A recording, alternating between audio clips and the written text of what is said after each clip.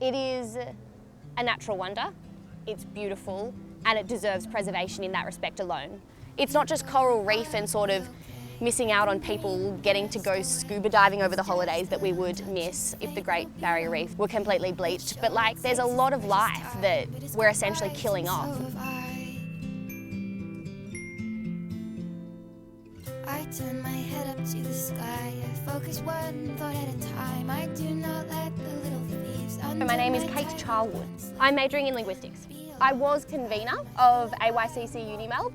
The first AYCC event I went to was called Power Shift. I found out about it because there was a tag left on my bike that was advertising this huge summit with, 1,500 young people on climate science and climate politics and climate change action as well.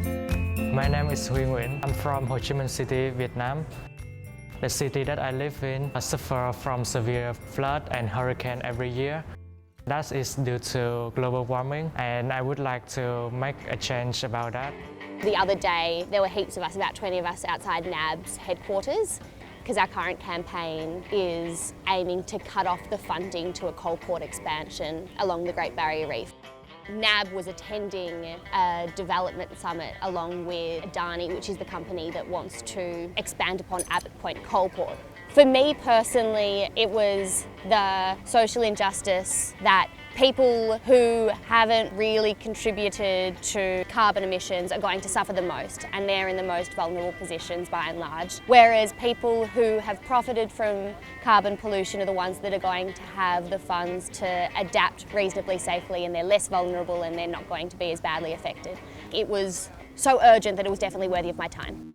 A couple of weeks ago, our club participates in a march all the way from Victoria Library to the Treasury Garden. After the march, we give everyone a postcard, encourage people to write their message to the Big Four bank CEO, tell them they should not invest in the coal port. And I think that's why this campaign's so exciting and so engaging, is because it is winnable. If Australian banks think that it's too risky to invest in the expansion, then that sends a very important and clear message to foreign investors and will scare them away. Sometimes I feel frustrated because people are not aware that climate change is affecting our life every day.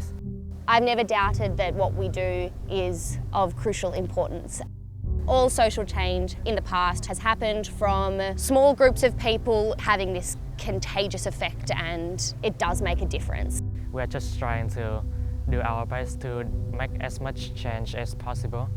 So far we have received a lot of positive feedback from everyone around the city. That's very encouraging. And I suppose that's what AYCC is there for, to encourage people to actually take action and have their voices heard, as opposed to just sort of internally wish that things were different, to actually make it happen. That's what we're working on. Climate change is brutal. Cause rising sea levels and therefore put island nations underwater. AYCC is a wonderful group to get involved with if you're passionate about taking action on climate change. We have so many strong members. And it's great to find a collective of like-minded young people who care about climate action. The most important thing that this club actually does, though, is just raise awareness. We have a lot of work to do, but it's kind of exciting in a way. And I'm really confident in the change that I think we can all make together. We're building a generational-wide movement to solve the climate crisis.